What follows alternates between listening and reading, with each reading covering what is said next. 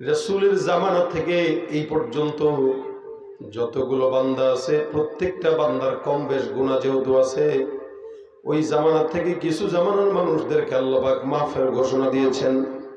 বাকি এখন পর্যন্ত যে সমস্ত বান্দা আছে এদের মধ্যে যারা অতীতে চলে গেছে আল্লাহ পাক তাদেরকে অধিকাংশই বান্দাকে জান্নাত দিয়েছেন।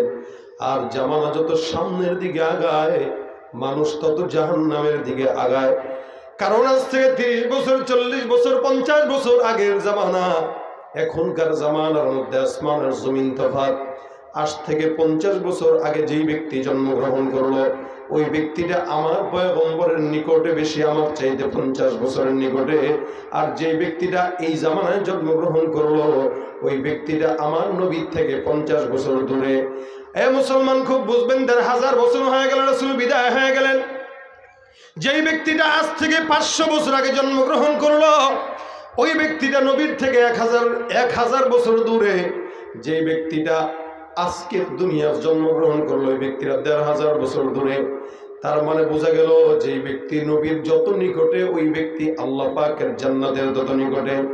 এই কারণে আল্লাহ পাক ডাক দিয়ে বলেন ওয়াস-সাবিকুনাস সাবিকুন উলাইকাল মুকাররাবুন। যারা সাবিকিন তাদেরকে আল্লাহ পাক রব্বুল আলামিন মুকাররাবিন বললেন।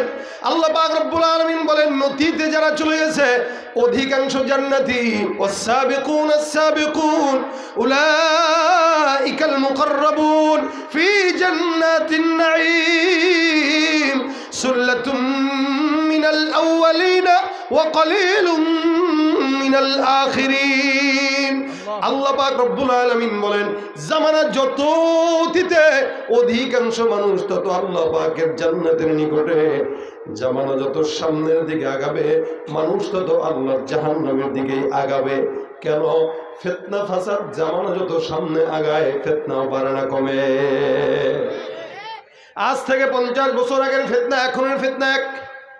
হ্যাঁ, যেই চিন্তা আমার দাদারা আমার বাবারা 50 বছর আগে করে নাই ওই জিনিস এখন আপনার আমার সন্তানরা মোবাইল নামক ফিতনা হাতে নিয়ে ঘুরে।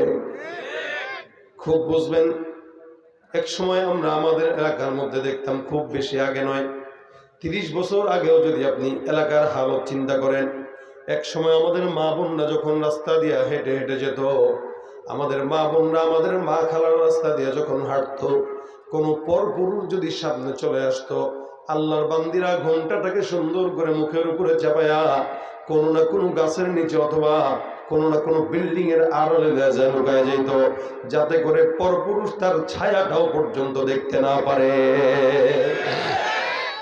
সুন্দর করে গাছের আড়ালে লুকাইতেন, অথবা পুকুরের পাড়ে লুকায় যাইতেন, অথবা অন্যান্য কোনো বাড়ির আড়ালে, বাড়ির গেটে অথবা দেয়ালের পিছনে লুকায় যাইত, যাতে করে কোনো পরপুরুষ তার ছায়াও না দেখে, কোনো শরীরের অঙ্গ তো দূরের কথা। ঠিক তেমনই ভাবে বর্তমান সময়ের হালত যদি চিন্তা করেন দেখবেন পরপুরুষকে দেখার সঙ্গে সঙ্গে মা বোনরা পলাবে তো দূরের কথা, যতই সামনে আসে ওড়নাটা বুকে থাকলেও সেটা একবার সরায় দিয়ে দেখা দেয়। ভাইরা আমার খুব বুঝবেন, জামানা 50 বছর আগের হালত ছিল একরকম, এখন ভিন্ন রকম। শুধু তাই নয়, আমার বাবা আমার মা আপনাদের মা বাবা দেখবেন যতটুকু নামাজ পড়ছে আমরা ততটুকু নামাজ পড়তে পারি না। আমাদের বাবারা আমাদের দাদারা যতটুকু ইবাদত গুজার ছিলেন আমরা ঠিক তার কাছেও যেতে পারি নাই।